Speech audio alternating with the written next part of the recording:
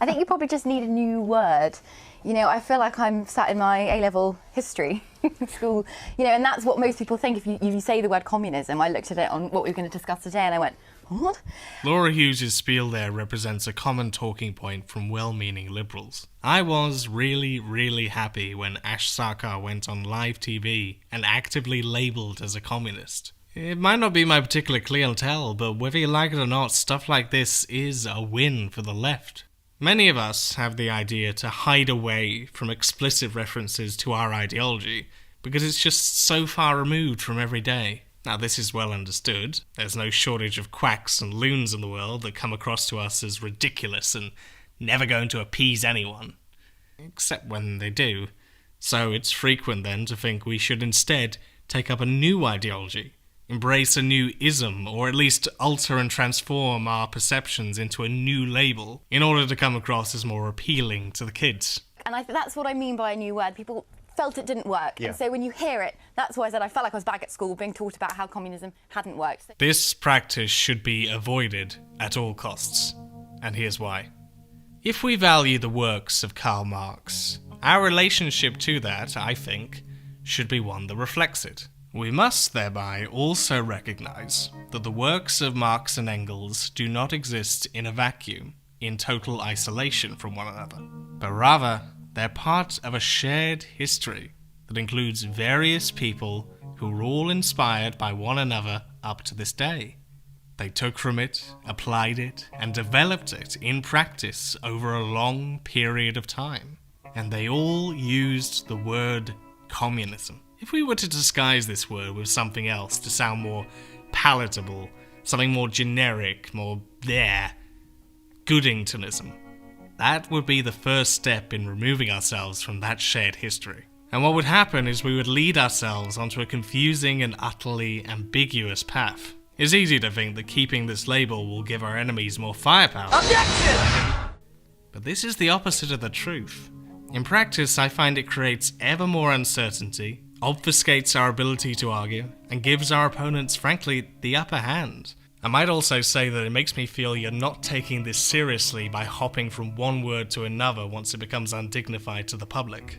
You do know, people already have weird conceptions about us. They think we're mysterious, we like to hide our past away from prying eyes. Do you not think that changing the name or label would simply just add to this stereotype? How long is it before you're simply going to be heading down the ballot box route because you've exhausted all other options? I think this question ultimately begs a grander point. I don't want to be disingenuous. I want people to learn about this stuff. And this is what separates us from many other different groups and ideologies. If we were to reject communism on the grounds that it alienates the public, why stop there? Even prior to the Soviet Union, socialism was still covered in a ton of negative stigma anyway. Why not therefore reject Marxism proper? It's much more appealing to talk about this Kautsky guy who's really popular now and he appeals more to the public. We should just be social democrats. It's easier that way, it attracts a bigger base, you know. I would like to remind folks that there are tendencies out there whose very existence creates the basis for the almost entire introductory point of said ideology. But this has not stopped those people from reclaiming the word and doing good with it. Could we not say that anarchism was the wrong word to use because it brings up images of crime and destruction? And that's bad. No. We would never do that. That would be rightly deemed capitulation. You may have noticed that Lenin has received a bit of a renaissance in interest in recent times. Even many self-proclaimed anti-authoritarians have admired his intellect, or at least relatively compared to others. This is not an accident. It's only because people took it upon themselves to remove the historical baggage that had been attached to him, to talk about him openly, to demystify him in proper context. If this had not occurred, Lenin the intellectual would have still been Lenin the dictator to the world at large. If this was the case for Lenin, I wonder who's going to be next. People to this day still have the overwhelming feeling that the USSR was a society simply of breadlines, hunger, and famine. A more plausible reality is that famines only represented the earlier period up until 1934. Throughout the majority of the post-World War II period, average caloric intake was on par with the USA, and breadlines, like food shortages, were uncommon, with the exception of specific periods of duress, quite like what occurs in various other systems. Now, there's a good chance much of this you wouldn't have known about until I just told you. This is what I'm getting at. If you reject the label because it's alienating, you reject all research into why people have these alienatable views in the first place. And you will never solve the contradictions this way. Being communists, it would be good to observe what the outcomes have been of removing this label, and indeed we can. You could, for example, look at the Venus Project by the late Jacques Fresco, or maybe someone like Paul Mason and his popularizing of the term post-capitalism. Then we might look at the Zeitgeist movement, which was probably America's most famous attempt at a new synthesis. When I look at these, I can't help but feel cynical. Does it really appear like any of these are going anywhere in the grand scale of things? The Zeitgeist movement is basically dead in the water at this point. It was submerged with conspiracy theories and a fundamental lack of any material basis to begin with, which limited its ability to evolve. Post-capitalism, at least if Mason is anything to go by, appears to be effectively conceding defeat, as if we could ever peacefully transition away from our dilemma. And as for the Venus Project, well, it's admirable to see this kind of stuff, but it's hardly expanded despite valiant efforts. It remains largely a singular communal project.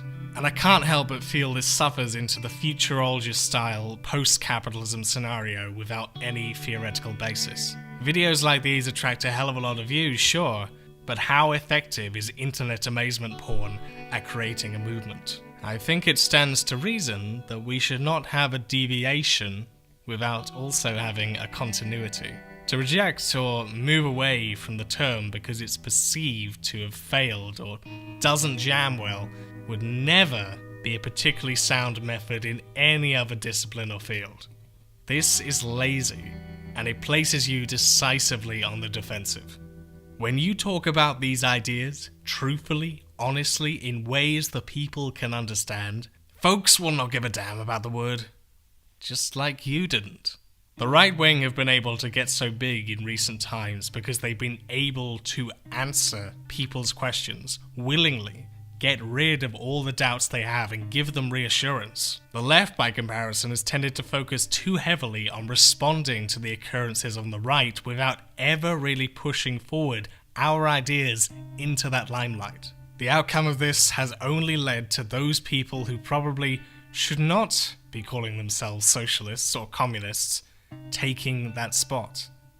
And if you control the narrative, you control the message. We will always need to be there to offer that message. That you can run. And then when the Marxists say, well, that wasn't real Marxism, what it really means, and I've thought about this for a long time, it's the most arrogant possible statement anyone could ever make. It means, if I would have been in Stalin's position, I would have ushered in the damn utopia instead of the genocidal massacres, because I understand the doctrine of Marxism and everything about me is good. It's like, well, think again, sunshine. You don't understand it. You don't understand it. And you're not that good. We might want to give some credence to old Geordie here. In the words of Boots Riley, yes, that Boots Riley, it's really the result of anti-communism that people tend to call themselves vanilla anti-capitalists. A lot of folks will say that's not true, but it's a way to say I'm not part of those mistakes that happened before. In reality, we are all part of those mistakes. Whether you call yourself a child of that legacy or not, you are. We have to look at those things. That is why I call myself a communist. Because the world that even anarchists are saying they want to create is ultimately a communist world. We don't gain anything from the ignorance of our history, and it is our history. I don't want a left who's scared not to ask the difficult questions because they are going to bring them up, and you sure as hell better have a better answer than just bland avoidance. If we'd all focused on just being Tiffany Tumbles, how many of us would know anything about the feminine penis? Call it a new word, a new label, a new logo for Christ's sake. Fact is, what you're talking about is communism. When we talk about communism, we are, whether we like it or not, talking about this legacy, referring back to some long before time removed from revolutionary tradition, again, just sets us back and guides our eyes away from the science. Yes, the science. Vagueness is not a boon. It only leads us to greater ambiguity from our collective goal, and more ammo for the opposition to use against us. This is good shit, and you should not be afraid to talk about it, or its legacy, because we are all a part of it, whether we like it or not.